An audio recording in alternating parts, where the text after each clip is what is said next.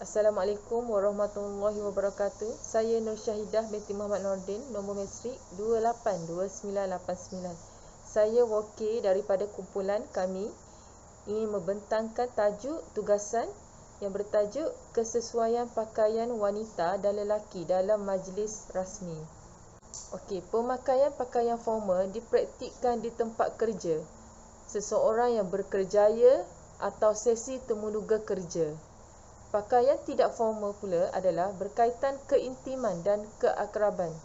Hasil kajian oleh Persatuan Kebangsaan, Kolej dan Majikan NACA meninjau 457 majikan yang mengambil pekerja baru, graduan kolej, dan 92% percaya bahawa penampilan keseluruhan calon mempengaruhi pendapat mereka tentang pemakaian formal. Semasa proses temuduga, pakaian sewajarnya mempengaruhi pandangan majikan. Majlis rasmi adalah satu agenda rasmi protokol. Mesej utama. Cara berpakaian memainkan peranan penting untuk kerjaya yang berjaya pada masa kini di tempat kerja. Beberapa faktor seperti gaya pakaian, kesesuaian pakaian, sifat pekerjaan, peraturan kod pakaian yang terlibat semasa memilih pakaian yang sesuai untuk majlis tertentu. Di samping itu, dandanan kepribadian dan personaliti menyelahkan pakaian. Pemilihan pakaian yang sesuai selalunya bergantung pada majlis. Terdapat 4 jenis-jenis majlis rasmi. Yang pertama adalah majlis penuh istiadat.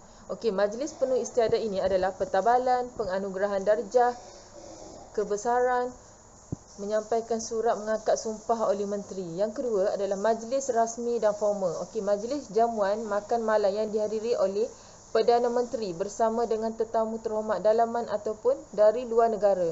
Yang ketiga, majlis rasmi tetapi tidak formal. Majlis yang tidak banyak mematuhi protokol seperti majlis jamuan teh yang tidak banyak mematuhi protokol. Yang keempat adalah majlis tidak rasmi dan tidak formal. Majlis yang tidak melibatkan protokol yang banyak seperti hari keluarga yang diadakan oleh sesebuah agensi. Ada beberapa jenis kod pakaian yang paling kerap digunakan, iaitu pakaian casual, pakaian semi formal dan pakaian formal. Sekian saja daripada saya. Saya serahkan kepada seterusnya. Sekian, terima kasih. Assalamualaikum. Salam sejahtera. Saya Kalaimani Morgana Raja, nombor matrik 282941, memilih tajuk pakaian formal di majlis rasmi. Apakah pakaian formal? Ia ditakrifkan sebagai standard seperti pemakaian tali leher hitam atau putih bagi kaum lelaki dan gaun untuk kaum wanita tanpa mengira kelas sosial dan dipraktikkan di semua lapisan golongan. Pada zaman dulu, pemakaian pakaian formal dianggap untuk majlis khas sahaja, tetapi pada era sekarang, pemakaian pakaian formal menjadi kebiasaan. Trend dalam pakaian casual lelaki dan wanita. Sejak teknologi internet diperkenalkan, dasar kod pakaian casual berkurangan dan syarikat tidak memandang serius polisi pakaian ini. Malahan, terdapat data yang menunjukkan bahawa sesetengah organisasi berpendapat bahawa pemakaian tidak formal meningkatkan lagi produktiviti. Etika berpakaian formal bagi lelaki dan wanita di dalam majlis rasmi. Seseorang perlu mengikut kod pakaian yang betul di tempat kerja untuk memberi dan mendapatkan kesan positif. Perlu elakkan memakai jeans, capris, seluar pendek, t-shirt atau pakaian tanpa lengan ke tempat kerja. Perlu ikut kod pemakaian profesional dalam semua majlis rasmi. Tidak semestinya baju yang kita pakai itu menjadi lebih mahal. Pemilihan warna juga memainkan peranan penting dalam menghadiri majlis rasmi. Sebagai contohnya, memakai baju yang berwarna hitam, coklat ataupun biru lebih memadai untuk memakai di majlis rasmi, manakala baju yang terang tidak memadai untuk majlis rasmi. Pastikan pakaian bersih, kemas dan bebas kedutan. Rambut perlu disikat rapi dan pendek bagi lelaki. Bagi untuk pekerja lelaki, sebaik-baiknya harus menggabungkan baju yang ringkas dengan seluar. Pastikan warna dipadankan dengan baik. Sebagai contohnya, baju warna cerah dipadankan dengan seluar hitam, ataupun baju yang berwarna gelap dipadankan dengan seluar warna lembut. Baju hendaklah dimasukkan dengan betul ke dalam seluar untuk penampilan profesional. Ada beberapa perkara yang perlu diambil kira semasa berpakaian profesional. Jangan menyingsing dengan baju. Hujung tali leher sebaiknya menyentuh bahagian bawah gasper tali pinggang. Pakaian tali pinggang kulit berwarna hitam ataupun warna coklat. Elakkan pemakaian tali pinggang yang mempunyai gasper yang mencolok mata dan sarung kaki yang sesuai dengan pakaian. Lebih sesuai memakai kasut kulit hitam atau coklat. Apakah pakaian formal dan separa formal? Majlis yang dijadualkan sebelum jam 6 petang disebut separa formal, manakala majlis yang dijadualkan selepas jam 6 petang disebut separuh formal. Pakaian dan personaliti bagi lelaki dan wanita di majlis rasmi. Pakaian juga mempunyai tahap daya tarikan peribadi, tingkah laku dan fizikal. Pakaian selalunya berkaitan dengan masyarakat dan budaya yang kita miliki. Jenis pakaian yang dipakai mendedahkan emosi, perasaan dan kepribadian seseorang. Berpakaian suit mensifatkan maskulin, manakala berpakaian skirt lebih dilihat sebagai feminin. Selamat sejahtera semua, saya Lokishwari Syambangnaden, nombor matrik 282945. Pada hari yang mulia ini, saya ingin menerangkan tentang pakaian khusus untuk lelaki dan wanita dalam majlis formal. Terdapat situasi tertentu di mana pakaian formal yang jelas wujud untuk lelaki dan wanita. Sebagai contoh, profesional yang lebih konservatif seperti undang-undang, insurans dan kewangan dilihat mempunyai pakaian jelas yang kod.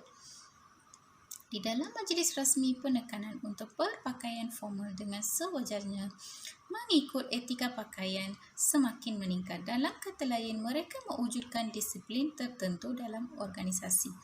Kradok 2012 menjelaskan bahawa seseorang yang berprofesional tidak seharusnya berpakaian yang boleh menyinggung perasaan, berpakaian lebihan dan menjolok mata dalam mana-mana majlis rasmi. Jantina juga memainkan peranan penting dalam pemilihan pakaian ke majlis formal. Kajian tentang pakaian formal lelaki biasanya terhad.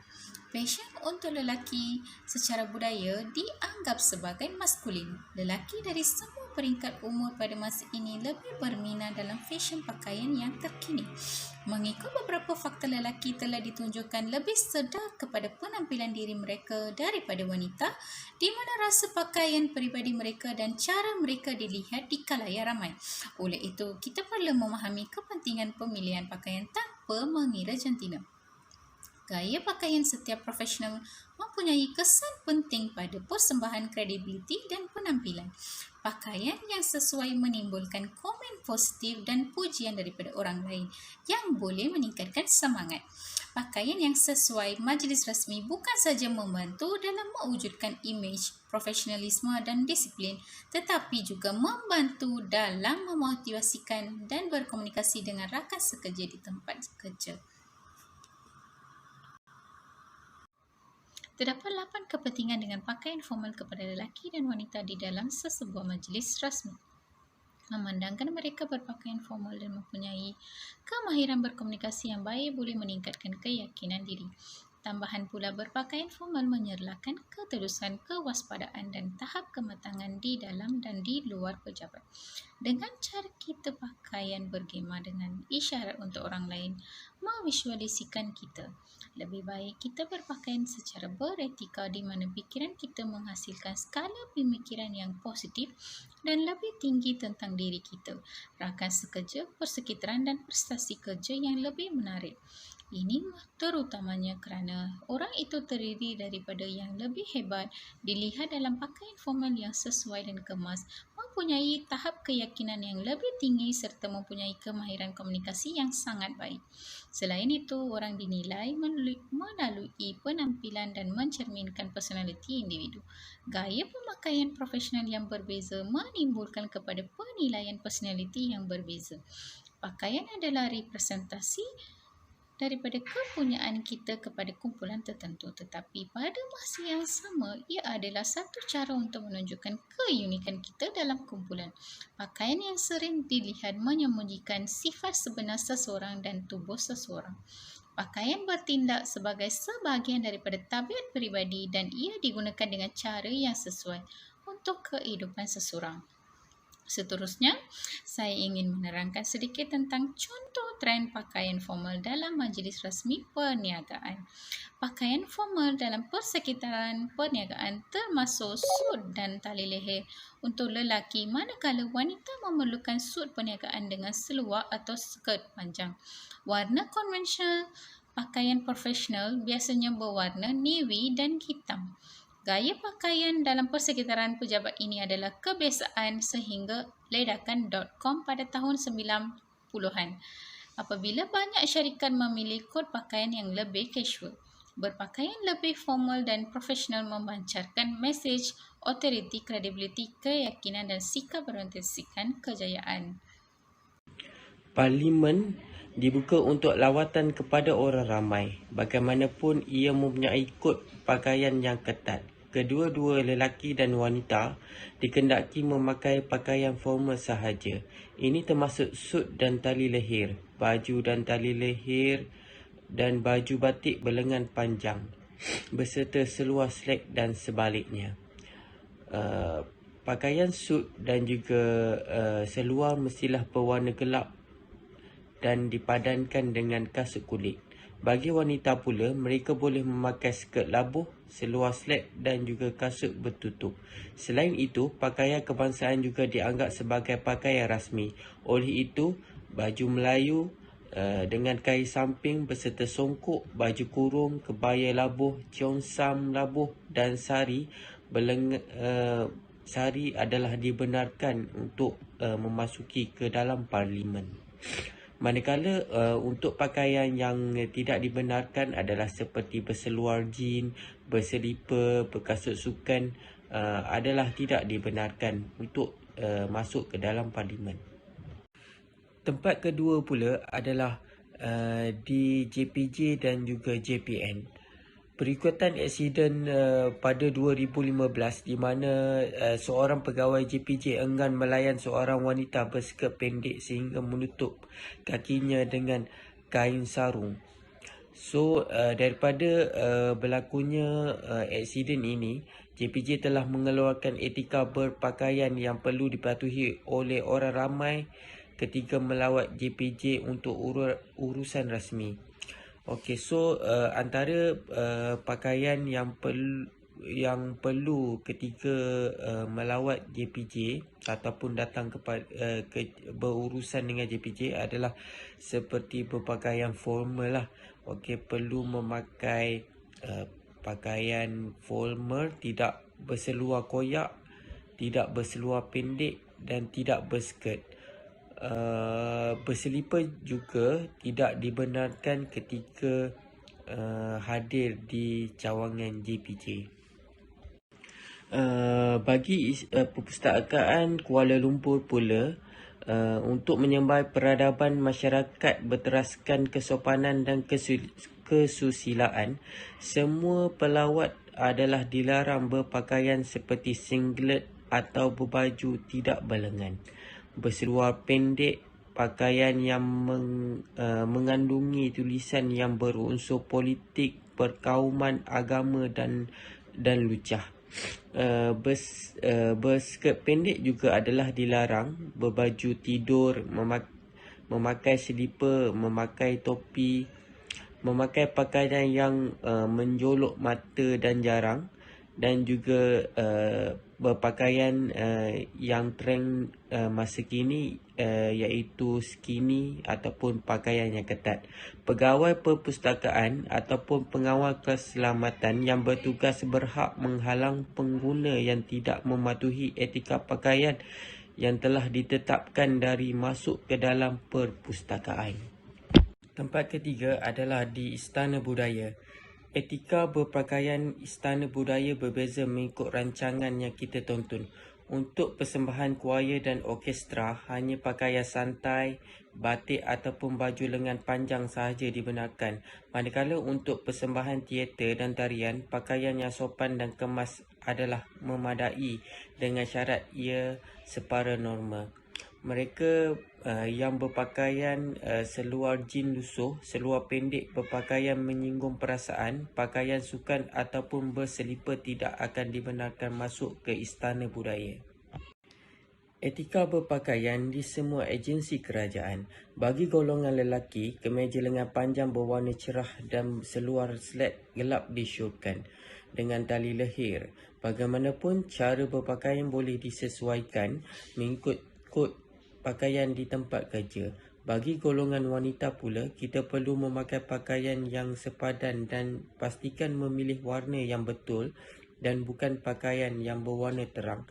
Pekerja wanita yang tidak bertudung perlu memastikan rambut mereka kemas dan disikat atau diikat dengan kemas. Jika ada mewarnakan rambut, pastikan pewarna itu bukan berwarna cerah, biru, ungu dan berwarna. Kerajaan menggalakkan penjawat awam persekutuan memakai pakaian batik Malaysia untuk bekerja setiap hari Khamis. Etika berpakaian rasmi di agensi kerajaan dan sejauh manakah kewajipan terhadap isu ini? Setakat ini masih tiada peraturan pakaian khusus yang ditetapkan untuk dipatuhi orang ramai ketika mengunjungi di mana-mana agensi kerajaan. Hanya penjawat awam yang terikat dengan etika berpakaian di tempat kerja. Orang ramai boleh berpakaian sesuai mengikut nilai tradisi ketika mengunjungi pejabat dan agensi kerajaan.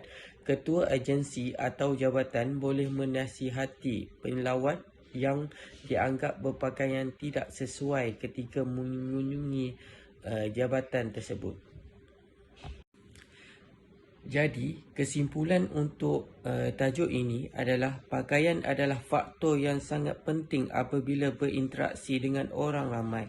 Ia boleh dikatakan sebagai sebahagian daripada tanggungjawab pekerja untuk kelihatan profesional di mana berinteraksi dengan orang awam yang dilakukan setiap hari. Yang kedua, pakaian formal dalam majlis rasmi berguna kerana ia memberi garis panduan tentang cara berpakaian dengan menawarkan garis panduan yang boleh memantau penampilan mereka yang membantu mereka memastikan semua orang berpakaian kemas.